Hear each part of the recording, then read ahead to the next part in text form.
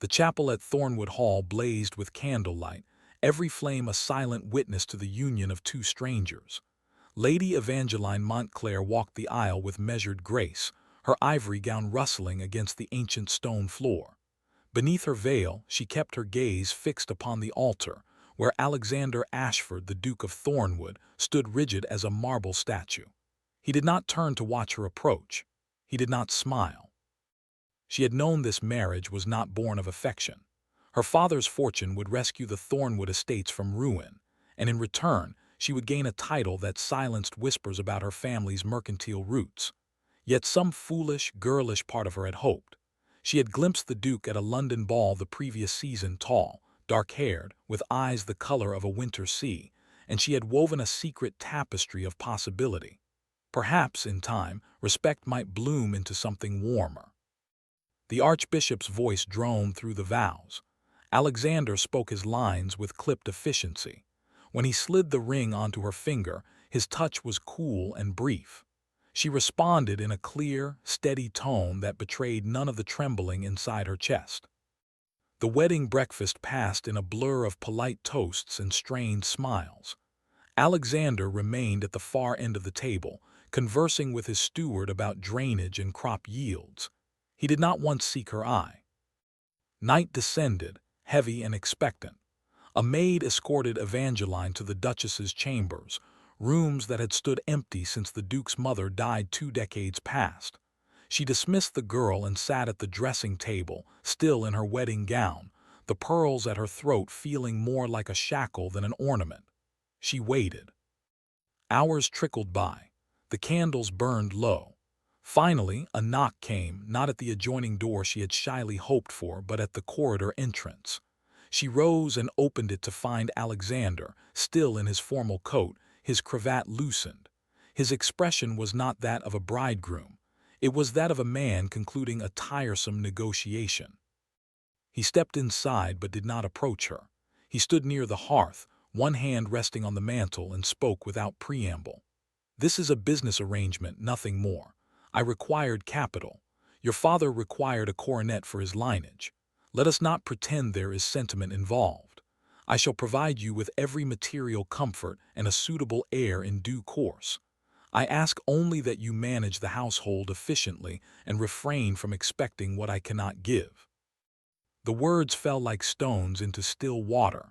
Evangeline felt them settle in her stomach, cold and immovable. She had braced herself for indifference. She had not braced herself for such clinical dismissal on her wedding night. The air seemed to thin. She lowered her gaze, gathering the shredded remnants of her pride. When she looked up again, her face was composed, her back straight as a blade. "I understand perfectly, Your Grace. You have made the terms abundantly clear." He gave a curt nod, apparently satisfied, and left the room without another word. Evangeline stood motionless long after the door clicked shut.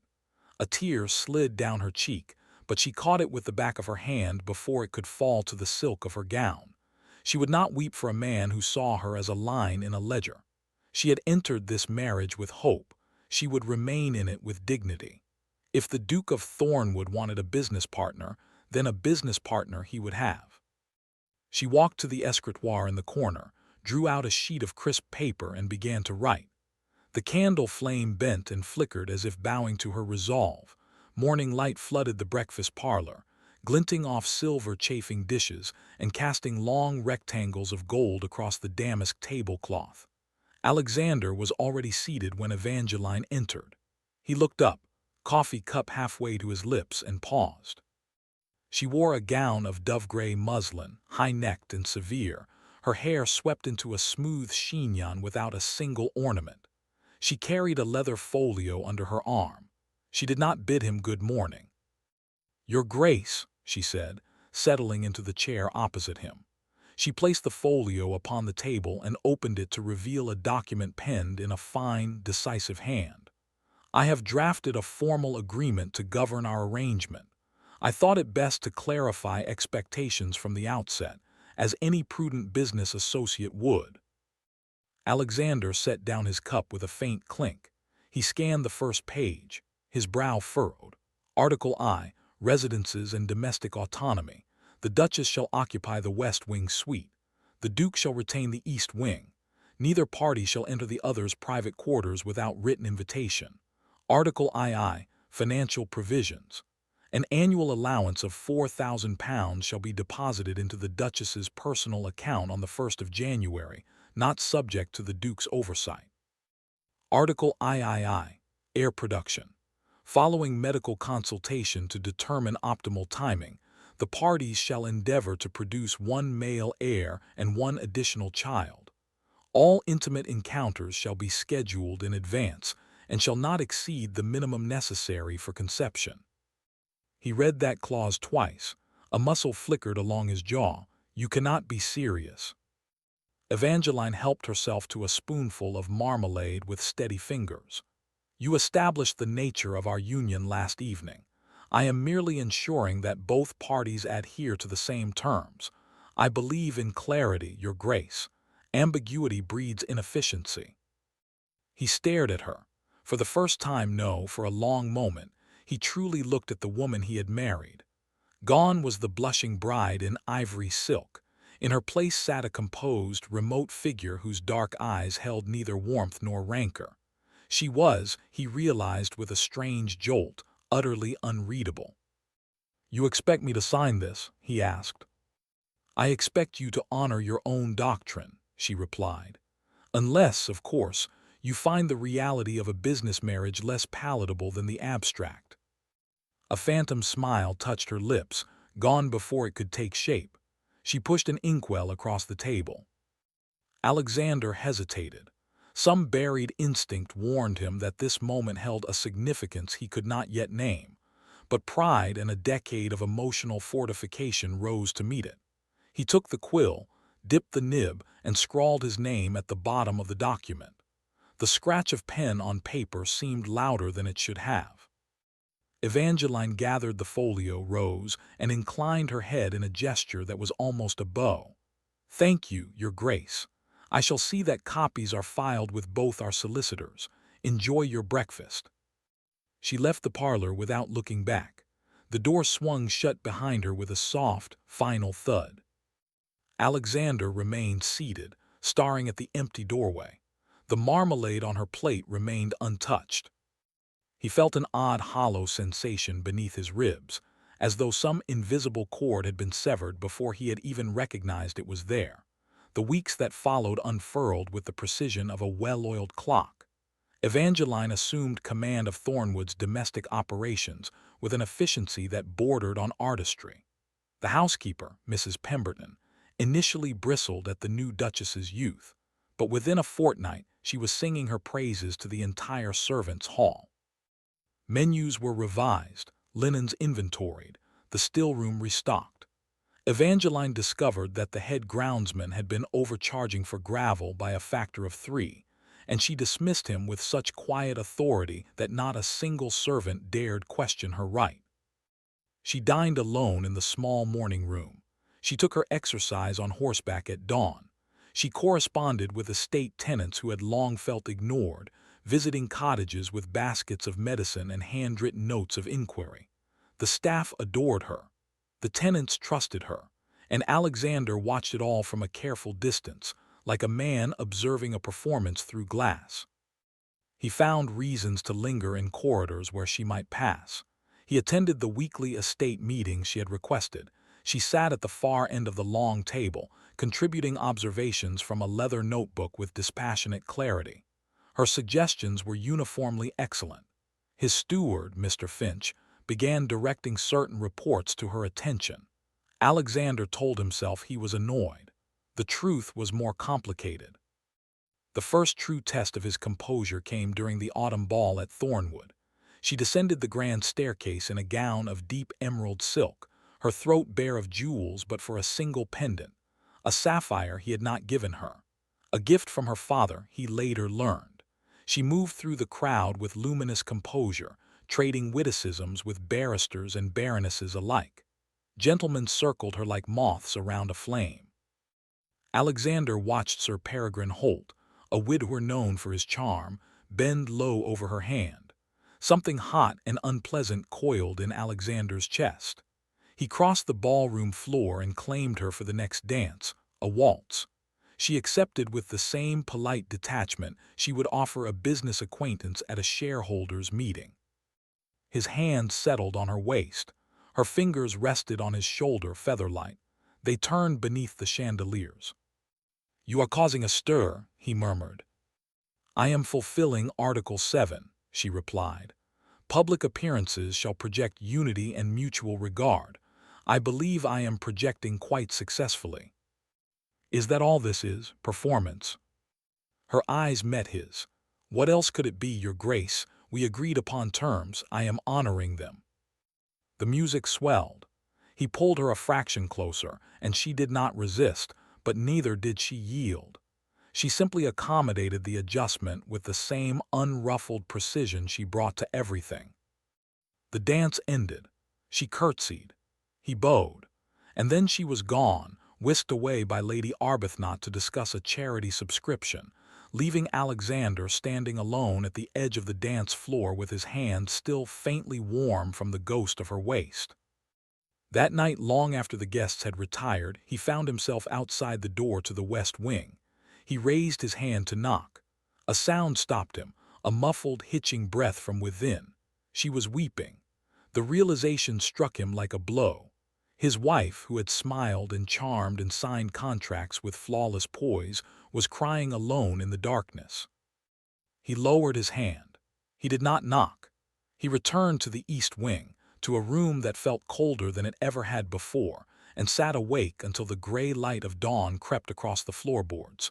3 days of gloomy drizzle gave way to a morning of pale, scrubbed sunlight. Alexander sent word inviting Evangeline to ride with him to the eastern boundary, where a tenant dispute required mediation. Her reply arrived within the hour.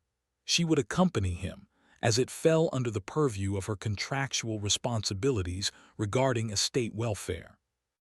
They rode side by side across the parkland, the silence between them broken only by the soft thud of hooves on damp earth. Alexander stole glances at her profile, the straight line of her spine, the way she held the reins with confident, ungloved hands. He realized he had begun cataloging these details without conscious intent. The slight furrow between her brows when she concentrated, the tendril of dark hair that escaped her riding hat. The dispute was resolved swiftly. The tenant farmer, a grizzled man named Bartle, found himself disarmed by the Duchess's patient questions and quiet fairness. Alexander found himself superfluous to the conversation. They were riding back when the sky darkened with alarming speed. A storm rolled over the hills like a cavalry charge, and within minutes they were lashed by wind-driven rain. Alexander spotted a derelict gamekeeper's cottage through the gray curtain of water and steered their horses toward it. The cottage was bare but dry, furnished with a stone hearth and a rough-hewn table. Alexander managed to coax a fire from the kindling left in the grate. Evangeline stood near the door, wringing water from her skirts, her hair plastered to her cheeks. In the firelight, she looked younger and far more fragile. "You will catch your death," he said, shrugging off his coat. He draped it over her shoulders before she could protest. She stiffened, then slowly drew the wool around herself. "Thank you," she said, the words stiff but sincere. He should have left it there. Instead, he said, "You are shivering." He stepped closer, his hands moving of their own accord to rub warmth into her arms. She looked up at him, and for one unguarded instant, the mask slipped. He saw bewilderment in her eyes and something deeper, something wounded and wary. "Why are you doing this?" she whispered. "Because I cannot bear it," he said, his voice rough. "The distance, the damned contract. I know I set this in motion, but I was wrong. I have been watching you for weeks, and he broke off, struggling for words that had no precedent in his vocabulary. "You are the most remarkable woman I have ever met." She went very still. Then she stepped back, pulling his coat tighter around herself as though it were armor. "You made our arrangement clear, Your Grace. I have adapted to it. I will not allow myself to hope only to be humiliated again. You wanted a business partner. I am fulfilling that role to the best of my ability. Please do not confuse matters now because you are lonely." The word lonely struck him like a lash. He opened his mouth, but she had already turned away, presenting him with the rigid line of her back. The rain hammered against the roof. The fire crackled. They waited out the storm in silence. When the clouds broke, they rode back to Thornwood without exchanging another word. Alexander dismounted in the stable yard and watched her walk toward the west wing. His coat still hung from her shoulders. She did not return it. Later, while tidying the cottage after their departure, a servant found a small gold locket on the floor, its chain broken. He brought it to the Duke. Alexander frowned, turning it over. The miniature inside was of his own mother, painted in her youth. He must have dropped it during the storm. He always carried it in his waistcoat pocket, a relic of a childhood spent longing for a love his parents never had. He did not know that Evangeline had seen it earlier on the floor and had mistaken it for the portrait of a lost lover. He did not know that her careful composure had shattered anew on that discovery. Convinced now that his heart belonged to a ghost, Evangeline withdrew behind a wall of glassy politeness. She attended meals only when protocol demanded. She answered his questions with clipped syllables. The West Wing became a fortress, and she its silent sentinel. The servants exchanged worried glances. Mrs. Pemberton confided to the butler that the Duchess looked worn to the bone, poor lamb. Alexander intercepted the letter on a Tuesday, no, on a drizzly Thursday afternoon. A footman was carrying a silver tray bearing the afternoon post. One envelope bore the seal of Evangeline's father, Lord Montclair. Another was addressed in his wife's hand to a London solicitor. The footman, caught off guard, surrendered the tray. Alexander broke the seal with fingers that trembled ever so slightly. The letter was a draft petition for a legal separation on grounds of emotional breach of contract. Evangeline had cited his own words from their wedding night, his persistent emotional unavailability, and the existence of an attachment to another, evidence of which the petitioner has witnessed. The locket. She believed he loved someone else. The petition requested a return of her dowry, a quiet annulment of the business arrangement, and a life apart. He felt the world tilt. He was losing her, not to another man, not to circumstance, but to the cold, meticulous machinery of the contract she had built from the rubble of his cruelty. He had handed her the bricks and the mortar. He found her in the library, seated at the long oak table with an estate ledger open before her. She did not look up. "If you are here to discuss the quarterly reports, Your Grace, I have noted several discrepancies in the wool accounts." "I am not here about the wool accounts." He closed the ledger with a decisive thud. She finally raised her eyes, and they were so carefully blank that they broke something inside him. He drew the letter from his coat and placed it on the table between them. "I intercepted this. I apologize for the invasion of your privacy, but I will not apologize for stopping a mistake that would haunt me until my dying day." Her composure flickered. "You read my private correspondence." "Yes, and I would do it again. Evangeline, the locket you found, it is my mother's portrait. I have carried it since I was a boy. There is no other woman, there never has been. I said those unforgivable things on our wedding night because I was a coward. I grew up in a house where love was a weapon and a wound. I swore I would never make myself vulnerable to that, but you have undone me, completely." She rose from her chair, her hands braced on the table. "You expect me to believe this now, after weeks of silence and distance, and—" "I have been silent because I did not know how to begin," he said, his voice cracking. "I have been distant because the closer I came to you, the more I realized I was in danger of falling, and I was terrified. I am still terrified, but I am more terrified of losing you." He crossed to her side of the table. Then, with a motion that cost him every ounce of ducal pride, he lowered himself to one knee on the carpet. He did not touch her. He simply looked up, his gray eyes bright with unshed anguish. "I am not asking you as a duke. I am asking you as a man who has been a fool. Give me a chance to earn what I threw away, not a business arrangement, a marriage." Evangeline stared down at him, her breath coming in shallow gasps. The silence stretched, taut as a harp string. When she spoke, her voice was barely a whisper. "I need time." She took a week.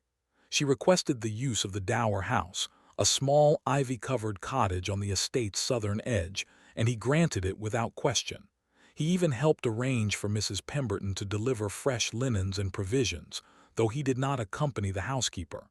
He honored the boundary she had drawn, even as it carved a hollow in his chest. Each morning he wrote her a letter, not dictated to a secretary, not stiff with formality, but in his own untidy hand. The first letter recounted the day he had seen her at that London ball, how she had laughed at something Lady Jersey said, and how the sound had lodged itself in his memory like a burr. The second described the way she had handled Bartle, the tenant farmer, and how he had felt an unfamiliar surge of pride that she bore his name. The third confessed the agony of hearing her cry behind a closed door, and knowing he was the cause. He wrote about his mother, her sadness, the cold mausoleum of a household she had endured, his boyhood vow never to inflict such pain on a wife. He had broken that vow, he admitted. He had become the very thing he feared. The letters were delivered each afternoon by a groom. He received no reply. He did not expect one. On the seventh day, he wrote his final letter. He told her that he would wait forever if need be, that if she chose a separation, he would sign the papers without contest, because her freedom meant more to him than his own happiness, that he loved her, a word he had never spoken aloud to anyone, and that he would love her until the last breath left his body. He sealed the letter with wax and gave it to the groom. Then he went to the library, her favorite room, and sat in the darkness. He did not light a candle. He simply waited, staring at the leather-bound spine of the novel she had been reading the week before, a volume of Austen he had once dismissed as frivolous but had since read in secret, searching for clues to her heart. The storm that broke that night was violent and sudden. Rain lashed the windows. Thunder shook the ancient stone. Alexander barely registered it. He was still sitting there, coat discarded, cravat loosened, when the library door swung open. Evangeline stood in the doorway. She was drenched, her traveling cloak dripping onto the marble floor. Her hair hung in wet ropes, but her eyes, those dark, intelligent, wounded eyes, were fixed on him with an expression he could not name. "I read your letters," she said, her voice unsteady, "all of them." He rose slowly, afraid that any sudden movement might shatter the moment. "Then you know my heart." She took a step into the room. "I am ready to renegotiate the terms." His breath caught. "What are your terms?" She walked toward him, leaving the door open behind her. The storm roared in the corridor, but neither of them noticed. She stopped an arm's length away, close enough that he could see the water droplets clinging to her lashes, close enough that he could smell rain and lavender. "My terms are these," she said, and now her voice trembled openly, the careful composure cracking at last. "No more contracts, no more wings of the house, no scheduled encounters or quarterly reviews of marital performance. I want a husband who will sit beside me at breakfast. I want someone who will argue with me about Austen over dinner. I want you to hold me when I cry and not stand outside the door. I want honesty, even when it is difficult. I want love, Alexander. Real love, not a business arrangement, not a compromise, love." A sob escaped her, and she pressed her hand to her mouth as though she could push it back. "I have been so foolish. I built a fortress of ledgers and clauses because I was trying to protect myself, but it only made me lonelier. I missed you even while you were in the next room. I have been in love with you since the night I saw you at Lady Jersey's ball, and I was too proud to admit it even to myself." He closed the distance between them. His hands rose to frame her face, thumbs brushing the tears from her cheeks. "You were not foolish. You were brave. You took the shattered pieces I gave you and built something dignified. I was the fool. I was the coward. But I swear to you, Evangeline, I will spend every remaining day of my life proving that I am worthy of the chance you are giving me." She gave a wet, tremulous laugh. "That is a very long contract term, Your Grace." "The longest," he agreed, "and I sign it gladly." Then he kissed her. It was not a perfunctory wedding kiss, nor a contractual obligation. It was a claiming and a surrender all at once. Her hands fisted in his shirt front and his arms wrapped around her, pulling her against him as though he could fuse her to his very bones. She tasted of rain and salt and something infinitely sweet. When they finally drew apart, both breathing hard, she rested her forehead against his. "Do you think we might burn that document, the contract?" "I think we should burn it together," he said. "And then I think we should start a new ledger, a blank one, and fill it with something better." "What would we call it?" He considered. "The Marriage of Alexander and Evangeline, Volume 1. She smiled, a real smile, the first unguarded one he had ever seen from her, and it transformed her face into something radiant. "I like that title." They burned the contract in the library fireplace that very hour, feeding the pages one by one to the flames. The fire consumed every clause, every provision, every coldly practical word. When the last ember died, Alexander took his wife's hand and led her not to the east wing or the west wing, but to the master suite that had stood empty since his father's death. He opened the door and gestured her inside. "No separate quarters," he said. "That is my first amendment." She stepped over the threshold and pulled him after her. "Accepted." In the months that followed, the estate blossomed in ways that had nothing to do with drainage or wool yields. The Duke and Duchess were seen walking arm in arm along the garden paths. They argued cheerfully about novels in the library. They hosted a ball at which Alexander danced every waltz with his wife and glared ferociously at any gentleman who stared too long. Mrs. Pemberton reported to the servants' hall that she had heard the Duke laughing, actually laughing, in the morning room.